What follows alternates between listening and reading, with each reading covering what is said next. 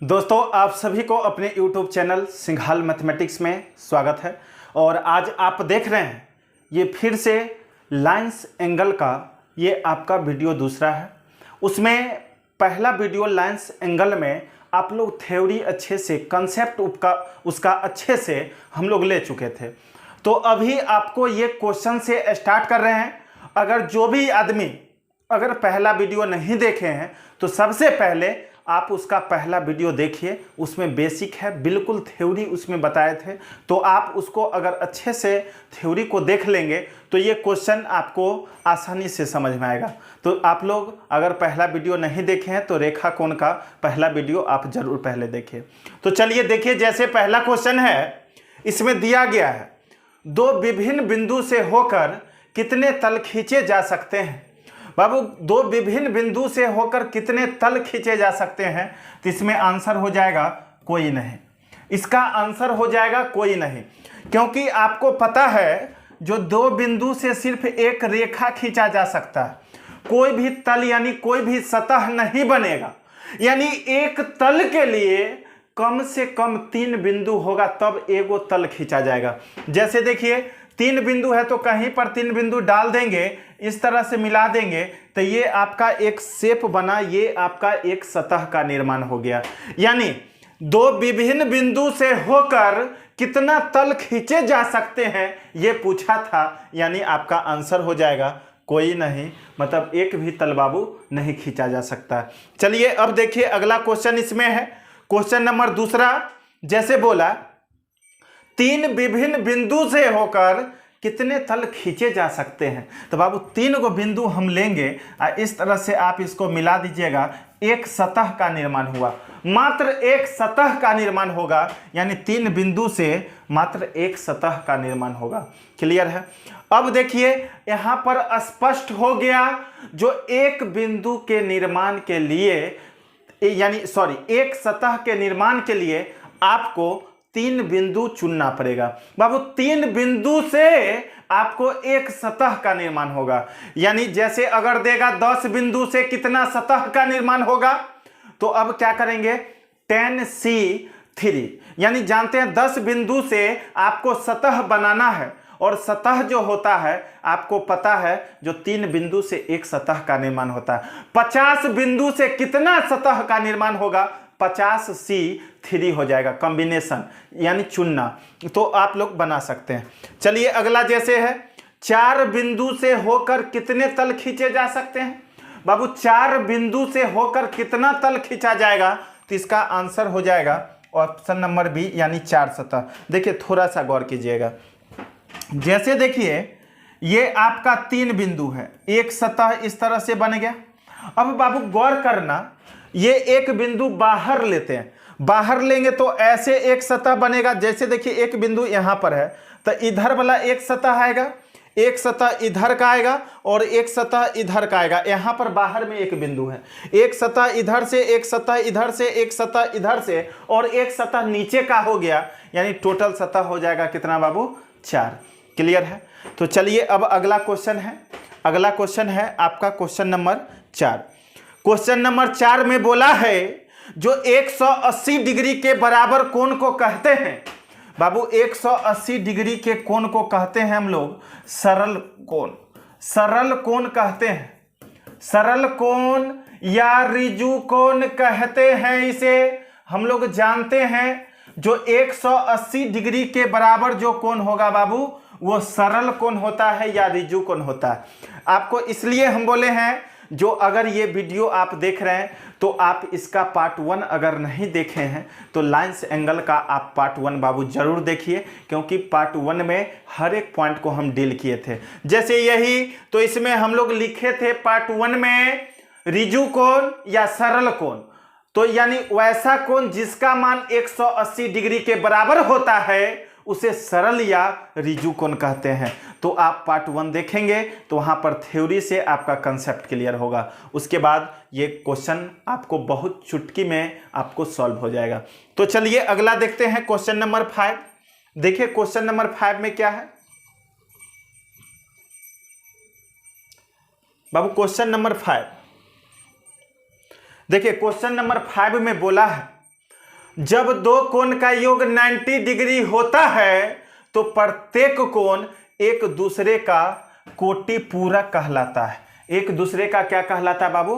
कोटि पूरक कहलाता है। अभी ये ऑब्जेक्टिव टाइप का जो है एक एक लाइनर है और ये आपको बिल्कुल थ्योरी से संबंधित है। हम पढ़े थे कोटि पूरक या पूरक। बाबू पूरक या कोटि पूरक, पूरक या कोटि पूरक, इसमें हम लोग पॉइंट पढ़े थे। जो वैसा कोण बाबू, वैसा दो कोण जिसका योग, बाबू वैसा दो कोण जिसका योग 90 डिग्री के बराबर होता है उसे सरल या ऋजु कोण कहते हैं। यानी आंसर, सॉरी, वैसा दो कोण जिसका योग 90 डिग्री के बराबर होता है उसे पूरक या कोटि पूरक कोण कहते हैं।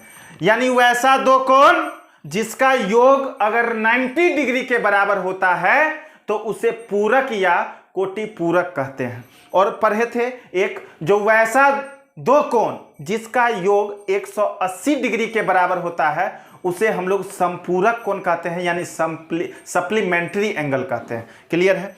तो चलिए अगला देखते हैं, यानी आंसर इसका हो जाएगा कोटि पूरक। अगला देखते हैं क्वेश्चन नंबर आपका 6। देखिए, एक बिंदु से होकर कितनी रेखा जा सकती है? बाबू ये क्वेश्चन पूछा हुआ है और आप यहाँ पर देख रहे हैं, कॉमन सेंस लगाना। एक ये बिंदु है, इससे कितना रेखा जा सकता है बाबू? इससे कितना रेखा? हम लोग इससे लाखों करोड़ों अरबों खरबों रेखा खींच सकते हैं, इसका कोई अंत ही नहीं हो सकता, यानी अनंत रेखा हो जाएगा। यानी एक बिंदु से, यानी कोई भी बिंदु से बाबू कितना रेखा खींची जा सकती है? तो कोई भी बिंदु से अनंत रेखा खींची जा सकती है, यानी आपका आंसर होगा ऑप्शन नंबर डी, यानी अनंत रेखा हो जाएगा। चलिए अगला देखते हैं क्वेश्चन नंबर 7। क्वेश्चन नंबर 7 ध्यान देना है। देखिए क्वेश्चन नंबर 7 में है, जब तीन रेखा एक बिंदु पर मिलती है तो मध्यवर्ती रेखा अन्य दो भुजाओं के साथ जो दो कोण बनती है उसे क्या कहते हैं? बाबू हम लोग पढ़े थे, जब दो, यानी जो दो रेखा है इसके बीच में, यानी जैसे ए और बी रेखा है, ठीक है, ए और बी दो रेखा है यहाँ पर, और एक तीसरा रेखा जो है इसके साथ जो अल्फा और बीटा जो कोण बनेगा इसको हम लोग कहते हैं आसन कोण, यानी आंसर हो जाएगा इसका ऑप्शन नंबर सी, आसन कोण।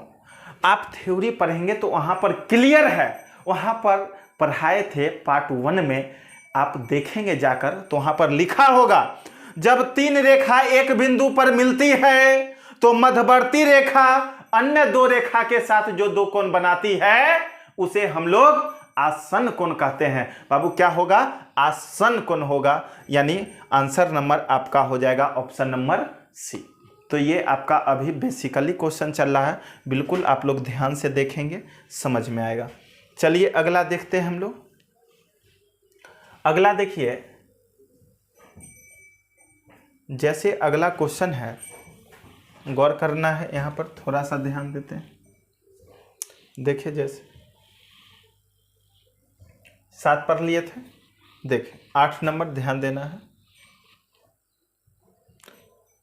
देखिए बोला है, यदि दो समांतर रेखा को एक तिर्यक रेखा काटे तो संगत कोण आपस में बाबू बराबर होता है। संगत कोण आपस में क्या होता है? बराबर होता है।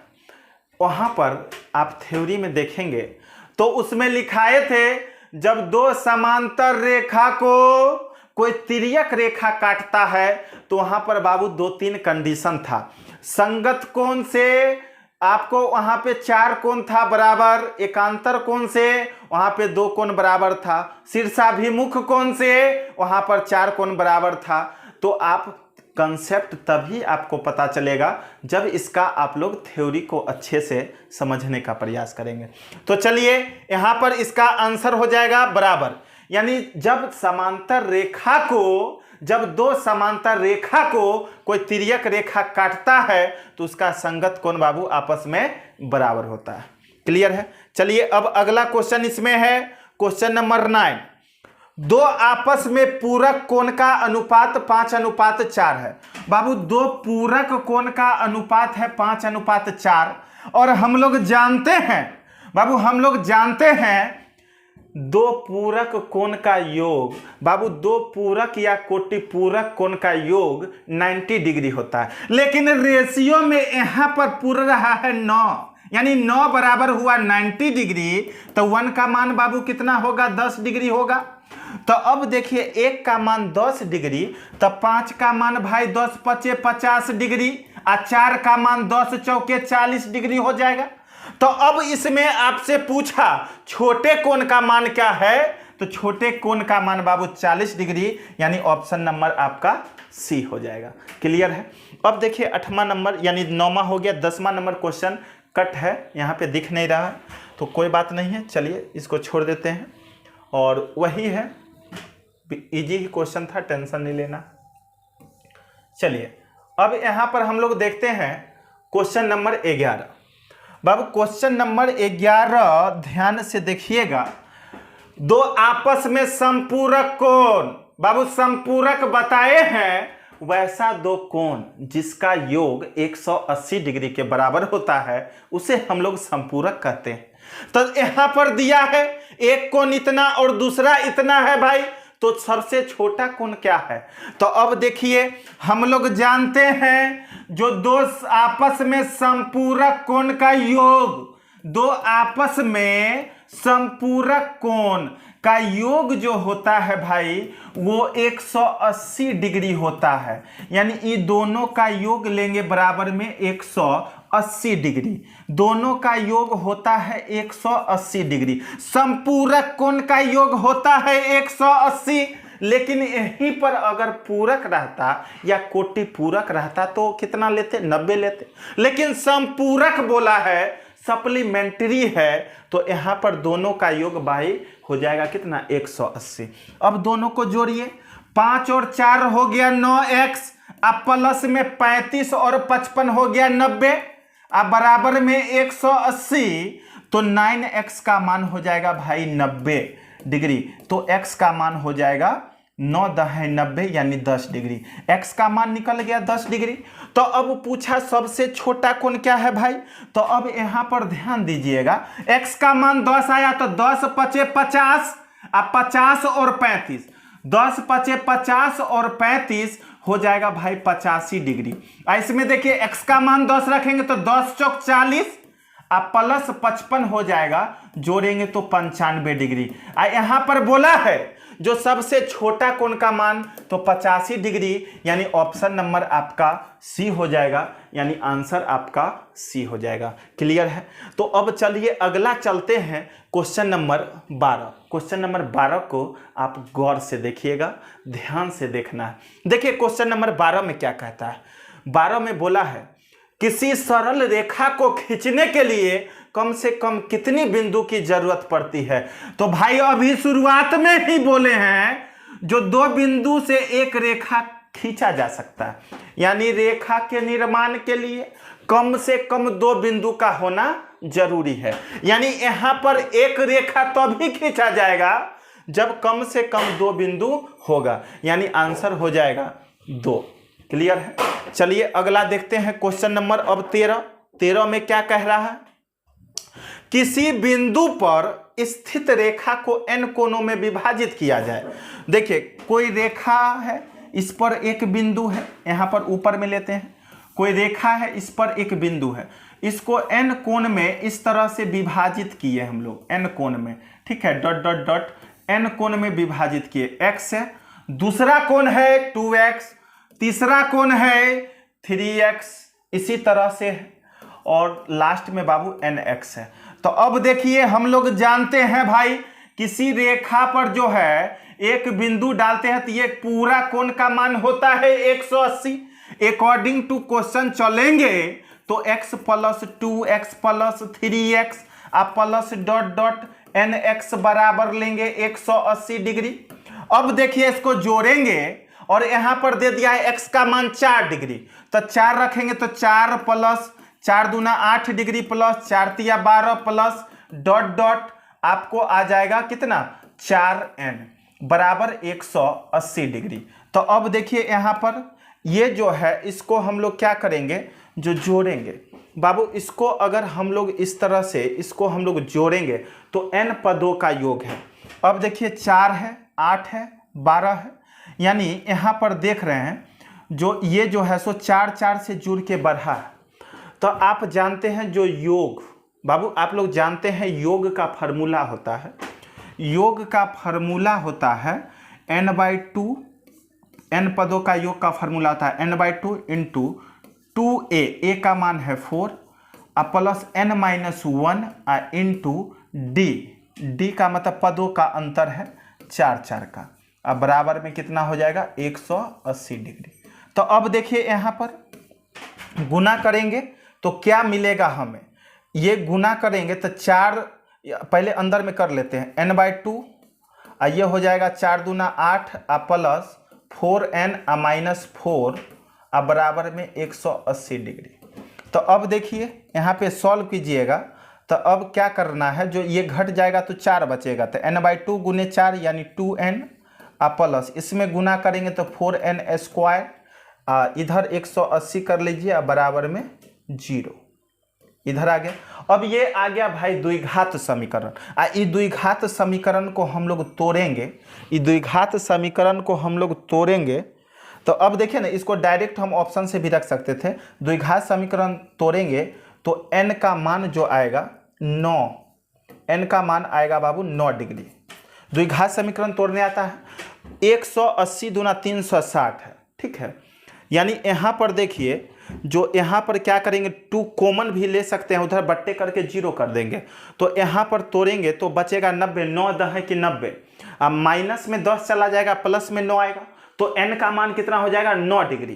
तो n का मान 9 आया तो आपसे पूछा है क्वेश्चन में, बताइए सबसे छोटा, यहाँ पे क्या पूछा था, सबसे बड़े कोण का मान क्या होगा। तो सबसे बड़ा कोण जो बाबू है 4n है, सबसे बड़ा कोण जो है 4n है, क्योंकि n का मान आया 9 और x का मान 4 दिया हुआ है तो 9 चौक 36 डिग्री हो जाएगा, यानी आंसर आपका बाबू होगा 36 डिग्री।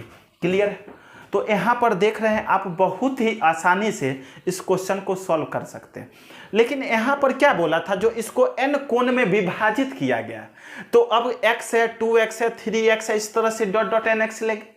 तो अब यहाँ पर क्या है, जो सबको जोड़ के बराबर में 180 लेना है। उसके बाद ये आ गया आपका AP में बाबू, AP में जोड़ का फॉर्मूला होता है SN बराबर n/2 2a plus n-1 into D जो है डिफरेंस होता है। अब बराबर में 180 लेंगे तो n का मान जो है सॉल्व करेंगे इस द्विघात समीकरण को तो आपको आएगा कितना बाबू, n का मान 9 आएगा पॉजिटिव में। तो 9 आया तो बड़ा कौन है nx, n का मान 9, x का मान 4 है, 9 चौक कितना हो जाएगा 36 डिग्री, यानी बाबू आपका आंसर हो जाएगा 36 डिग्री।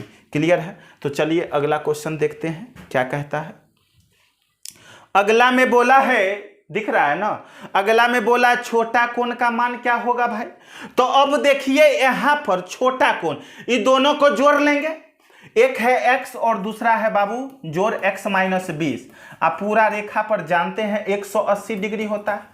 तो अब देखिए 2x 20 उधर चला जाएगा तो हो जाएगा 200, x का वैल्यू आ जाएगा कितना बाबू 100 डिग्री। तो एगो 100 हुआ, x का मान 100 यानी ये कोण 100 निकला, x माइनस 20, 100 में से 20 गया तो बाबू 80 डिग्री, यानी छोटा कोण पूछा था और छोटा कोण का मान कितना आ गया 80 डिग्री आ गया, यानी आपका आंसर हो जाएगा 80 डिग्री। तो चलिए अगला फिर देखते हैं क्वेश्चन, यानी 14 का आंसर जो होगा 80 डिग्री होगा, 14 का आंसर जो होगा 80 डिग्री। देख रहे हैं इसमें आपको दिया गया है 14 का आंसर लेंगे 180 डिग्री आएगा। देखिए 14 का आंसर 80 डिग्री। अब देखते हैं 15, क्वेश्चन शायद दिख रहा होगा, थोड़ा सा नीचे कर देते हैं। 15, तो चलिए देखते हैं क्वेश्चन नंबर 15। बाबू क्वेश्चन नंबर 15 ध्यान देना। देखिए क्वेश्चन नंबर 15 में बोला है जो यदि a बराबर d, यानी a बराबर कोण d है बाबू और कोण c बराबर 90 डिग्री, कोण c का मान 90 है तो b प्लस d का मान क्या होगा।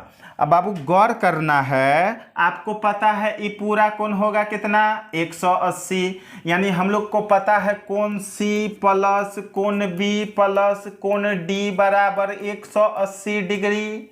इसमें दे दिया है कोण सी बराबर 90 डिग्री प्लस कोण बी प्लस कोण डी बराबर 180 डिग्री। तो इसलिए कोण बी प्लस कोण डी बराबर हो जाएगा 90, उधर घटा लेंगे यानी 90 डिग्री, यानी आपका कोण बी प्लस कोण डी का मान हो जाएगा भाई 90 डिग्री।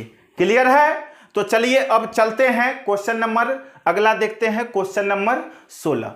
बाबू अभी जो है शुरुआत का क्वेश्चन बिल्कुल इजी है और देखने में लग रहा होगा जो कितना सरल क्वेश्चन है, लेकिन आगे बढ़ेंगे तो ये आपको क्वेश्चन ये बेसिक से चल रहा है, ठीक है। आगे बढ़ेंगे तो हर एक टाइप का क्वेश्चन लाइन्स एंगल का मिल जाएगा, यानी लाइन्स एंगल आप यहाँ पर पढ़ लेंगे, यानी जो भी वीडियो हम लाइन्स एंगल का बना रहे हैं आप पढ़ लेंगे तो इतना समझ लेना, जो कोई भी बुक बनाइएगा तो लाइन्स एंगल में बाबू एक भी क्वेश्चन नहीं छूटेगा, इसलिए आप वीडियो को हमेशा अंत तक जरूर देखना है। क्लियर है? तो चलिए अगला क्वेश्चन देखते हैं, क्वेश्चन नंबर 16।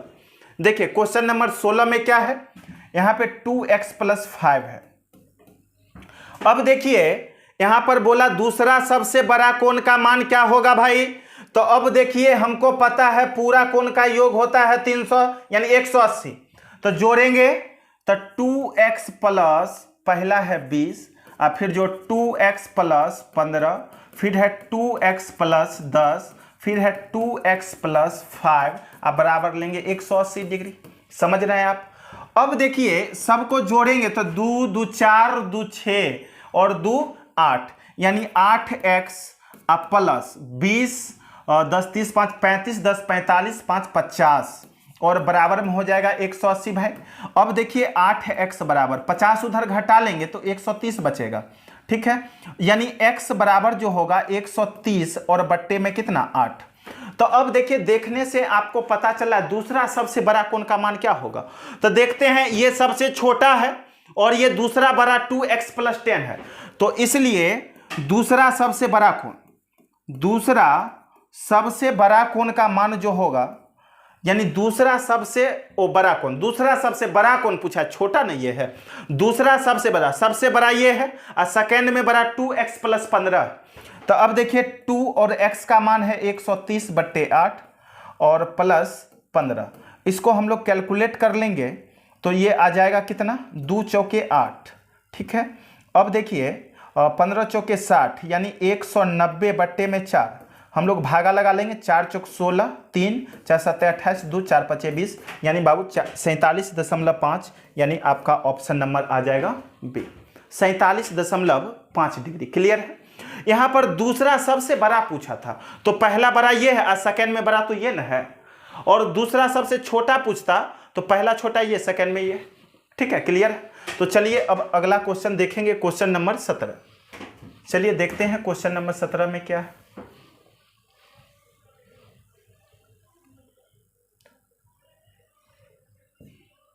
देखिए क्वेश्चन नंबर 17,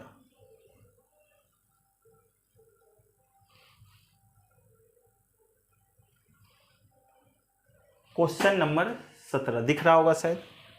देखिए क्वेश्चन नंबर 17 में है, क्वेश्चन नंबर 17 में यदि AB पैरेलल CD है और OPD का मान 90 डिग्री है। बाबू OPD का मान 90 डिग्री है तो कोण X का मान क्या होगा। अब बाबू गौर करना है, एक कंसेप्ट दे रहे हैं, इस कंसेप्ट को आप अच्छे से समझने का प्रयास करेंगे।